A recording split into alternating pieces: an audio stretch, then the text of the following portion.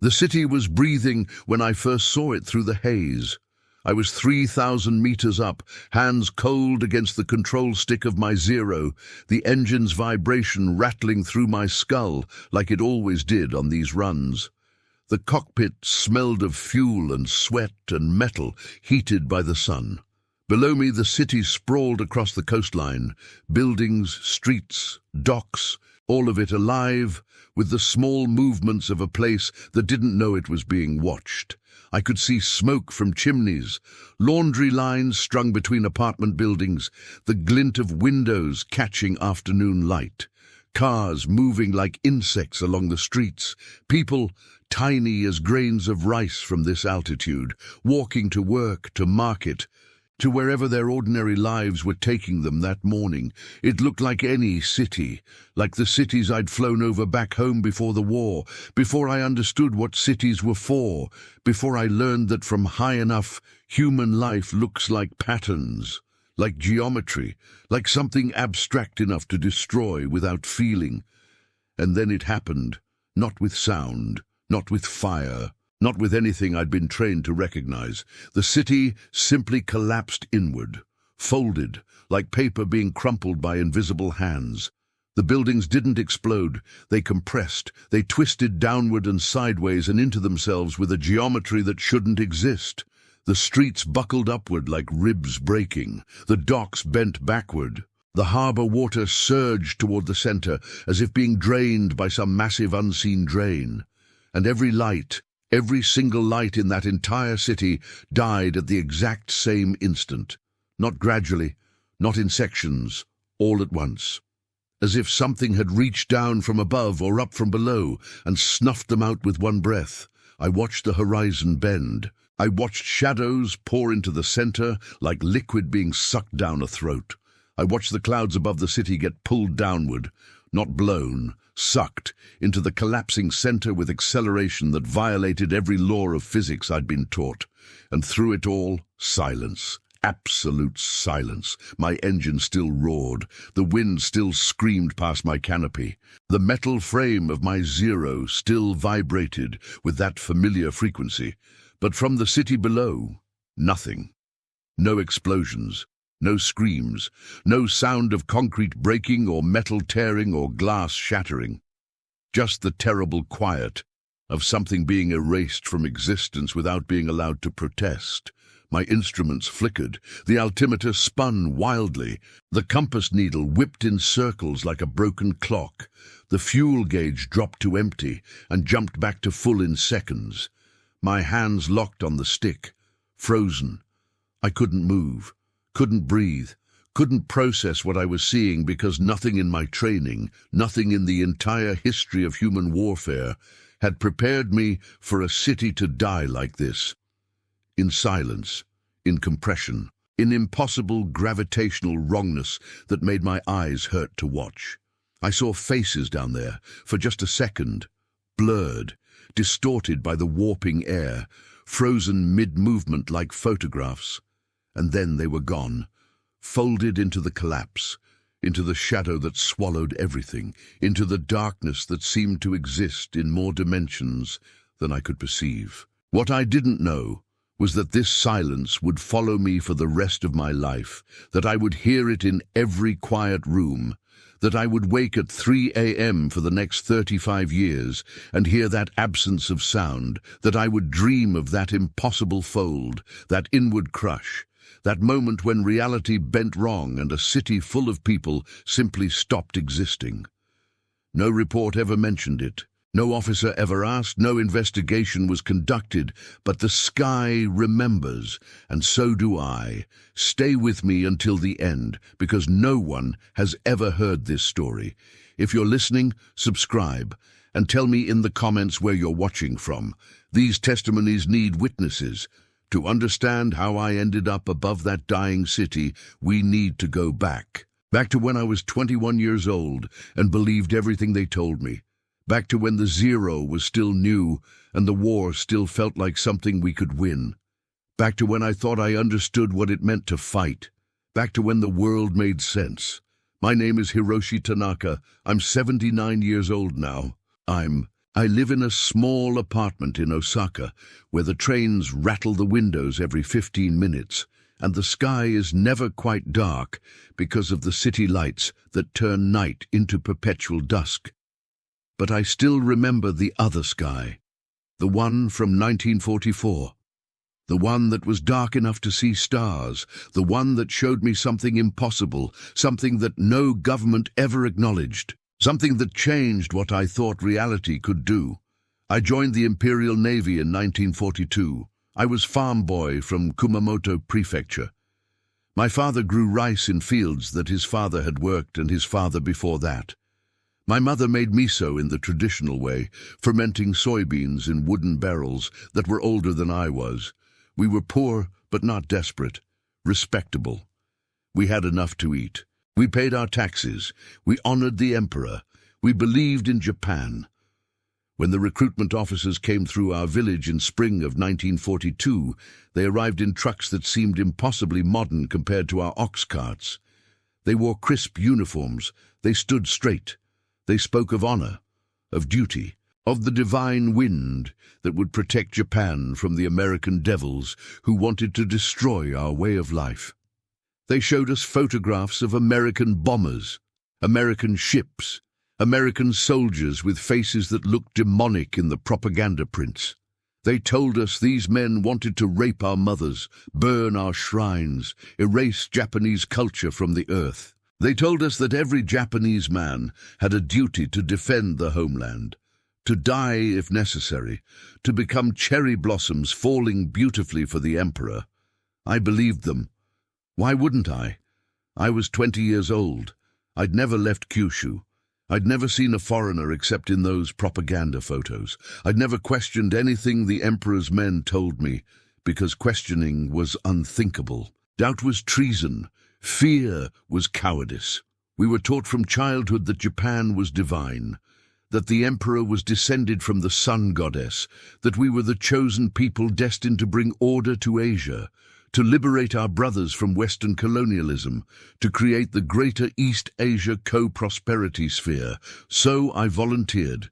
My mother cried, but she was proud. My father didn't cry, but his hands shook when he placed them on my shoulders the morning I left. "Come back," he said, just those two words. Not "come back victorious" or "come back with honor." Just come back. As if he knew even then that the war was already lost, that all the propaganda was lies, that his son was being fed into a machine that would chew up an entire generation and spit out nothing but ghosts and silence.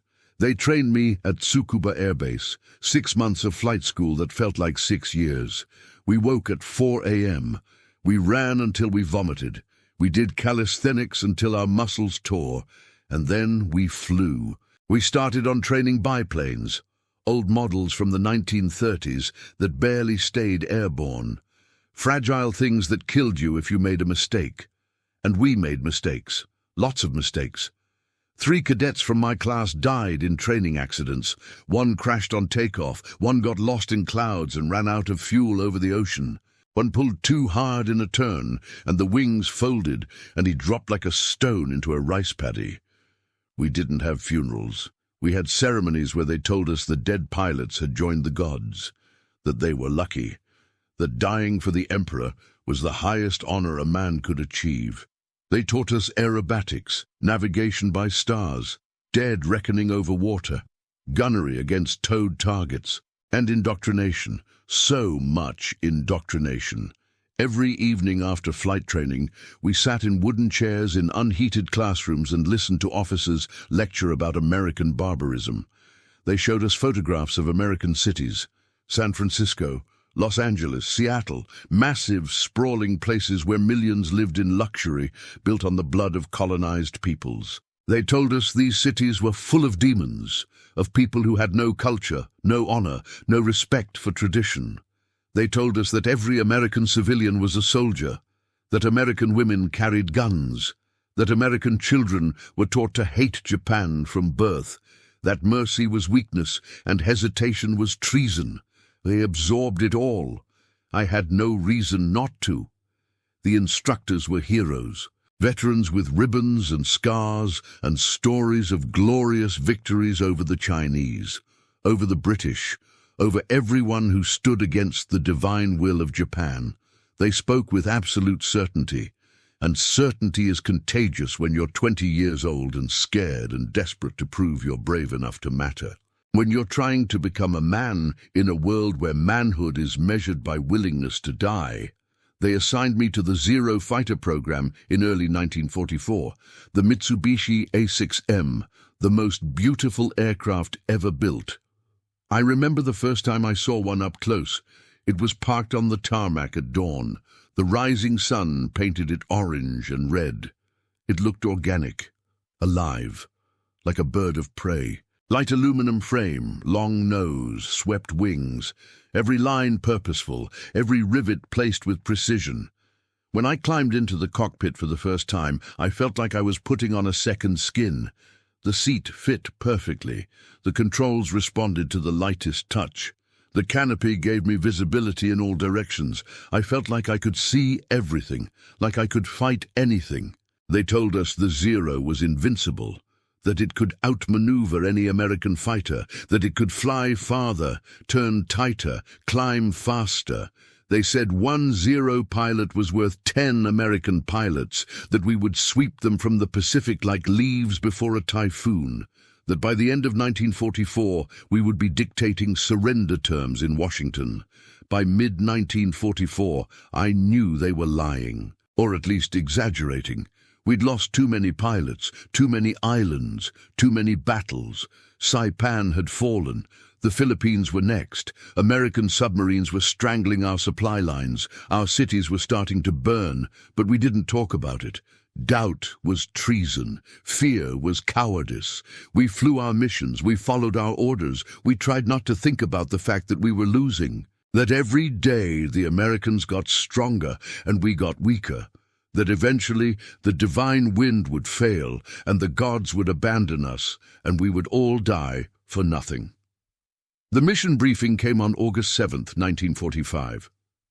I remember the date because it was one day before Nagasaki, one day before everything changed forever, but I didn't know that yet. None of us did. We didn't know that Hiroshima had already been destroyed by something beyond comprehension, that the Americans had figured out how to split the atom, that they'd built a sun and dropped it on a city. We were still fighting the old war, the war of bullets and bombs and pilots. We didn't know the new war had already begun. We gathered in the operations tent at dawn, 12 pilots, all of us in our early 20s except for Lieutenant Yamada, who was 32 and had been flying since the China campaign. Yamada did the briefing. His voice was flat, tired. He'd stopped believing the propaganda months ago, but he still flew, because what else was there to do? Where else was there to go? We were pilots. Flying was what we knew. Dying was what we expected. Reconnaissance mission, Yamada said, pointing at a map with a stick. American positions on the northern coast.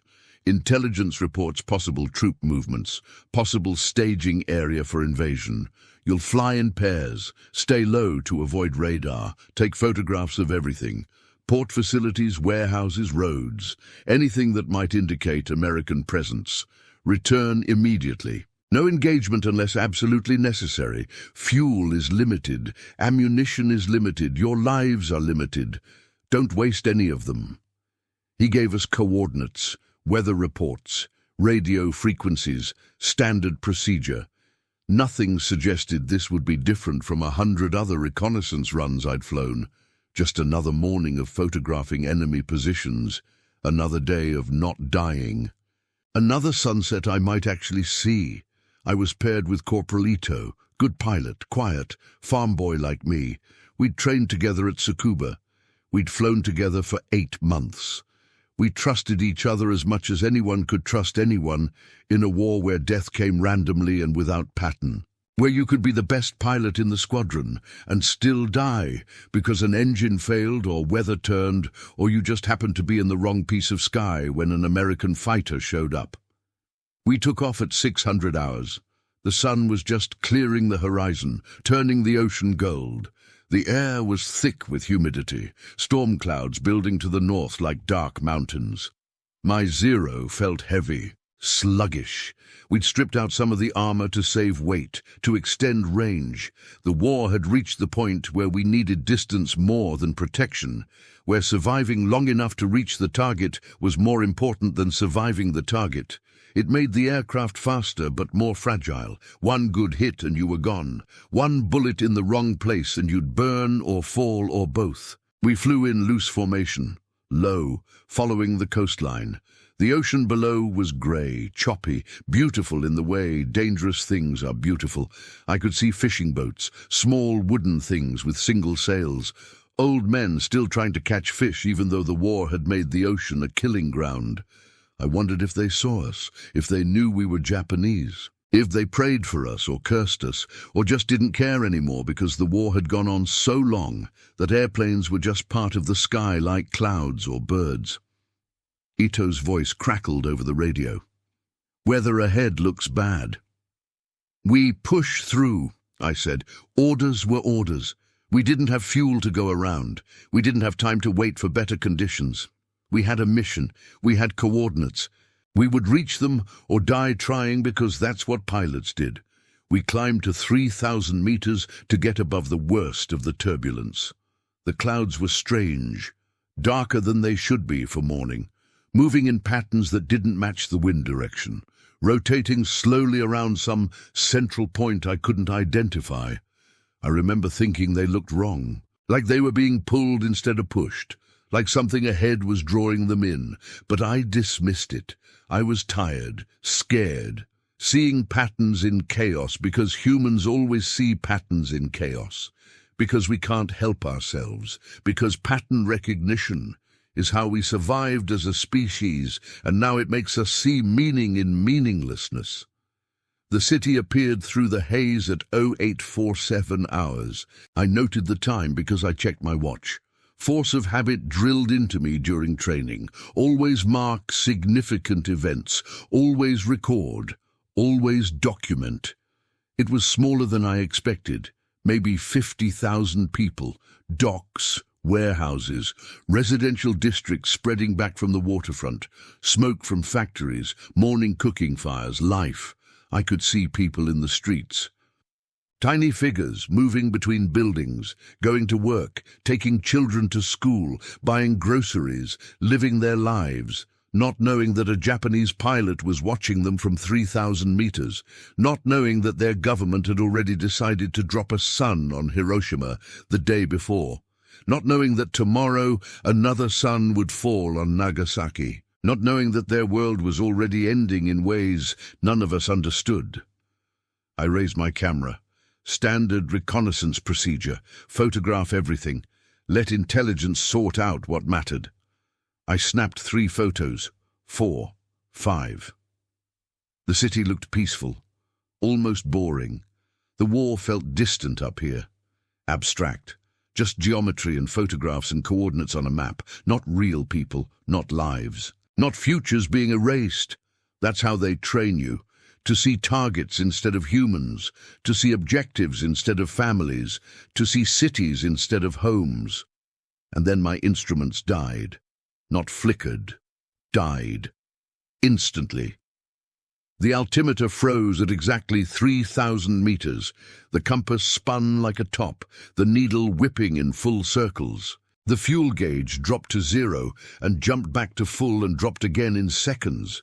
My artificial horizon tilted 30 degrees, even though I could see the real horizon through my canopy, and I was flying level. Static screamed through my radio. Ito's voice cut out mid-sentence. I tapped the instrument panel. Nothing. I shook my head, thinking maybe I was blacking out. Maybe I'd pulled too many G's without noticing. Maybe I was having a stroke. But no, the instruments were dead. All of them. Simultaneously. As if something had reached into my cockpit and killed everything electrical, I looked out the canopy to orient visually, to fly by reference to the horizon, like we'd been trained to do when instruments failed. And that's when I saw it. The air above the city was wrong. It shimmered, Not like heat haze, denser than that, thicker, like looking through water, like reality itself was bending around some invisible weight, some massive presence that I couldn't see but could feel, that made my eyes hurt to look at directly. The clouds were being pulled downward, not falling, being pulled. Sucked toward the city center with acceleration that defied physics, and the light changed. It got darker, but not like sunset, not like storm clouds blocking the sun. Darker, like shadows were expanding, growing, multiplying, like the city was generating its own darkness that spread outward and upward like ink in water. I pulled back on the stick. Instinct, get away from whatever this is. Gain altitude, create distance. But before I could climb, before I could turn, before I could do anything, it happened. The city imploded, not exploded, imploded, inward. The buildings in the center compressed first. They didn't fall. They folded, collapsed into themselves like paper sculptures being crushed by invisible hands. The walls bent inward. The roofs caved down and sideways simultaneously. The windows shattered inward, everything moving toward a central point, everything being sucked into some massive gravitational anomaly that shouldn't exist. The streets buckled, upward and downward at the same time. Impossible geometry. The asphalt rippled like water. The sidewalks cracked and folded and disappeared. The docks twisted backward. The metal cranes bent like they were made of rubber. The ships in the harbor tilted toward the center. Water surged inward, a wave moving backward, against nature, against sense, and it spread. Outward from the center in a wave of silent compression, building after building folding, twisting, vanishing into the darkness that poured from the center like liquid shadow. Like the city was being drained into some other dimension, some other place. The residential districts collapsed inward. The factories imploded. The roads bent and broke and disappeared. Everything moving toward that central point where the darkness was so dense I couldn't look at it directly. I watched the horizon bend. The curvature of the earth changed, warped, as if gravity itself had been inverted in that one spot, as if something had reached through reality and pulled everything, buildings, streets, people, air, light, into itself, into some other place where the rules were different. The clouds didn't just fall, they accelerated downward, faster than gravity should allow, faster than terminal velocity.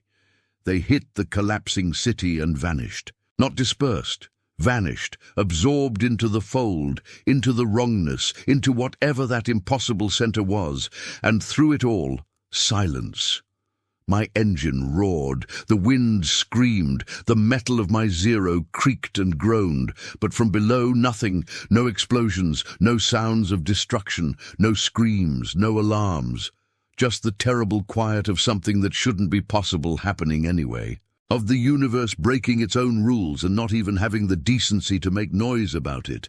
I saw faces down there, for just a second, maybe less, frozen, distorted, stretched by the gravitational wrongness like reflections in warped glass, mouths open, eyes wide, bodies twisted into shapes that bodies shouldn't make, and then they folded into the collapse, into the shadow, into whatever that impossible center was, erased, not killed, erased, removed from existence so completely that I couldn't even process what I was seeing.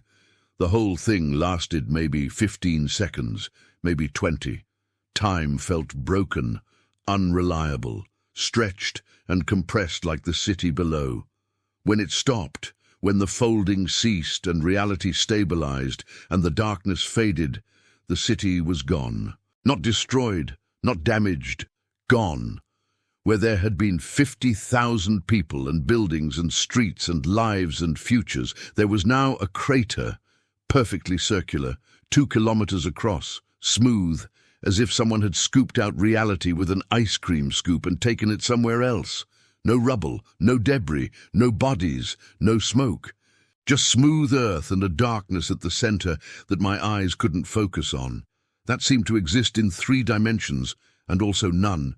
That hurt to look at. that made my head ache and my stomach turn and my hands shake on the control stick. My instruments came back online, all at once, like nothing had happened. Altimeter reading correct. 3,000 meters, compass pointing north. Fuel gauge normal, artificial horizon level, as if the previous minute had been hallucination, as if I'd imagined the whole thing. But the crater was real, the absence was real. I could see it below me, perfectly circular, impossibly smooth. A wound in the world that shouldn't exist. Ito's voice crackled back on the radio, shaking. "Tanaka, did you see?" "Don't," I said. "Don't say anything. Not over the radio, not now." We flew back in silence. I don't remember the flight. I remember my hands on the stick. I remember the engine noise. I remember landing and the wheels touching down and rolling to a stop. I remember climbing out of the cockpit and my legs not working properly. I remember Yamada's face when we reported, when we told him what we'd seen. He went pale, actually pale. The blood drained from his face, and he sat down hard on a wooden crate, like his legs had stopped working too. He asked us to repeat. We did, word for word. He asked if we'd taken photographs. I checked my camera. The film was blank, exposed, ruined, as if whatever had happened had destroyed the film without opening the camera. He asked if the instruments had malfunctioned. I described everything. The compass spinning, the altimeter freezing, the radio dying. He nodded slowly. He told us to say nothing to anyone, not to the other pilots, not to mechanics, not to anyone. He would file the report himself. He said it would go to intelligence, to people who understood these things, to experts who could explain what we'd seen. No one ever asked me about it. The report disappeared. Yamada disappeared 2 weeks later. Transferred, they said, to another unit. But I asked around, quietly, carefully. No one knew where. No one had orders. No one had seen him leave. He just vanished, like the city, like those 50,000 people, erased from existence without explanation. The war ended. We surrendered. The Emperor's voice on the radio telling us we'd lost, that we had to endure the unendurable, that we had to accept the Americans. I went home to Kumamoto. My father's rice fields were still there. My mother's miso still tasted the same. The village looked exactly as I'd left it 3 years earlier. But I was different, broken in a way I couldn't explain, in a way that had nothing to do with defeat or shame or national humiliation. Because I'd seen something impossible, something that proved the universe was stranger and more terrible than any weapon we could build. Something that made atomic bombs seem comprehensible by comparison. At least with atomic bombs, you could understand the physics. You could trace the chain reaction. You could measure the yield. But what I'd seen defied measurement, defied explanation, defied reality itself. I tried to forget. I married a girl from the next village. We had 3 children. I worked in a factory making automobile parts. I lived a normal life. I went to work. I came home. I ate dinner. I slept. But the dreams never stopped. Every night at 3 a.m. I'd wake up sweating, shaking, seeing that city fold, seeing those faces freeze and distort and vanish, hearing that terrible silence. My wife learned not to ask, learned to just hold me until the shaking stopped, until I could breathe again, until I could pretend I was okay. I started researching, quietly, carefully. I went to libraries. I searched American records that became available after the occupation ended. I looked for any mention of a city disappearing, any reports of impossible phenomena, any acknowledgement of what Ito and I had witnessed. I found nothing. No American records of a city vanishing on August 7th, 1945. No Japanese records of the phenomenon. No reports. No investigations. No inquiries. Nothing. It was as if that place had never existed, as if those 50,000 people had been erased, not just from life, but from history, from memory. From every database and archive and map, I found the coordinates. It took me years, but I found them. I cross-referenced my flight logs. I calculated from the coastline. I measured from landmarks. And in 1985, exactly 40 years after that morning, I visited the location. There's a city there now, new construction, modern buildings, wide streets, shopping centers, schools. 40,000 people living and working where 50,000 had vanished. I walked through the streets. I asked locals about the history. No one knew anything unusual. No one remembered anything strange. They told me the city had been founded in 1950, that it had grown steadily, that it was a nice place to live, quiet, safe. But in the center, where the darkest part of that compression had been, there's a park. Perfectly circular, exactly 2 kilometers in diameter. Nothing will grow there. The ground is bare earth, packed hard, sterile. The city maintains it as a park, but there are no trees, no grass, no flowers, just benches and gravel paths, and that weird empty space that makes people uncomfortable even though they can't say why. I asked the park maintenance worker about it. An old man, maybe 70. He looked at me strangely. "You feel it too?" he said. "That wrongness?" I nodded. He looked around to make sure no one was listening. "My father told me something happened here, before the city was built. He said the Americans tested something, some new weapon. He said it killed the earth, made it so nothing could grow. But he never said what kind of weapon. And when I ask other people, they look at me like I'm crazy." I didn't tell him I'd seen it happen. I didn't tell him about the implosion, about the silence, about the 50,000 people who had lived here and then didn't. What would be the point? He wouldn't believe me. No one would. I barely believed myself anymore, and I'd been there. I'm 79 now. I don't have much time left. The doctors tell me my lungs are failing. Too many years breathing factory chemicals and cigarette smoke and the weight of secrets. That's why I'm telling this story, because someone needs to know, someone needs to witness what I witnessed. Even if they don't believe me, even if they think I'm crazy, even if this testimony disappears like Yamada's report disappeared. I don't know what that implosion was, a weapon, some kind of dimensional tear. A natural phenomenon we don't understand. An accident in some experiment we'll never know about. I'll never know. But I know it was real. I know it happened. I know a city full of people died in absolute silence, folded into darkness, erased from existence in a way that violated every law of physics I understand. And I know I carry their silence with me, in every quiet moment, in every dark room, in every dream where I'm 21 again and flying above a city that's about to stop existing. The sky remembers, the crater remembers, and I remember. Even if no one believes me, even if there's no evidence, even if history pretends it never happened, I was there, I saw it. I watched 50,000 people fold into impossible darkness. I watched reality break its own rules. I watched a city die without making a sound, and that has to be enough. That has to matter. Even if I'm the only one who knows, even if this testimony is all that's left, even if the universe has already forgotten. But I haven't forgotten. I never will. Not until the day I die, and maybe not even then. If you've stayed with me this far, leave a comment. Tell me where you're watching from. And subscribe, because there are more stories like this. Stories that were never supposed to be told. Stories that demand witnesses. Stories that prove the world is stranger and more terrible than we want to believe. Thank you for listening. Thank you for bearing witness with me. Thank you for remembering what history refuses to acknowledge.